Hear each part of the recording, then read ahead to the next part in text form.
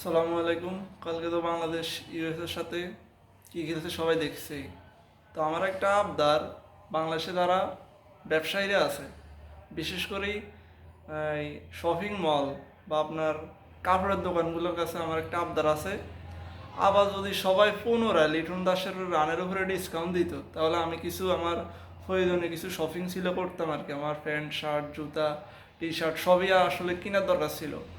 তো কোনো ব্যবসায়ী ভাই যদি আমার ভিডিওটা দেখে থাকেন, তাহলে যদি লিটন দাসের রানের উপরে ডিসকাউন্ট দেন, মানে ধরেন লিটন দাস আগামী মাসে যদি আপনার 30 রান করে তাহলে 30% ডিসকাউন্ট, যদি 50 রান করে তাহলে 50% ডিসকাউন্ট দিলে, তাহলে আমি আসলে স্বাচ্ছন্দ্য বোধ একটু শপিংটা করতে পারতাম। আসলে আমার কিছু টাকা শর্ট আছে, তো মানে টাকার পরিমাণ কম, যার কারণে আমার ডিসকাউন্টটা খুবই দরকার।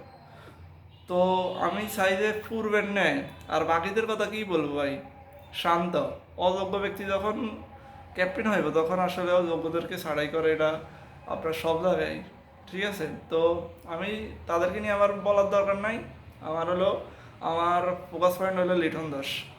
তো লিটন দাসের আগামী ম্যাচের রানের উপরে যদি কেউ ডিসকাউন্ট দিয়ে থাকেন, তাহলে ভাই আসলে আপনি প্রয়োজনে সংবাদ সম্মেলন করি এই তথ্যটা সবাইকে জানাই দেন যে আমি লিটন দাসের রানের উপরে ডিসকাউন্ট দিচ্ছি। তো আগামী ম্যাচে আপনার সবাই খেলার দিকে নজর রাখেন, এবং এই লিটন দাস কত রান করে ওই রানের উপরে যদি ডিসকাউন্ট দেন, তাহলে আমার জন্য খুবই ভালো হয়।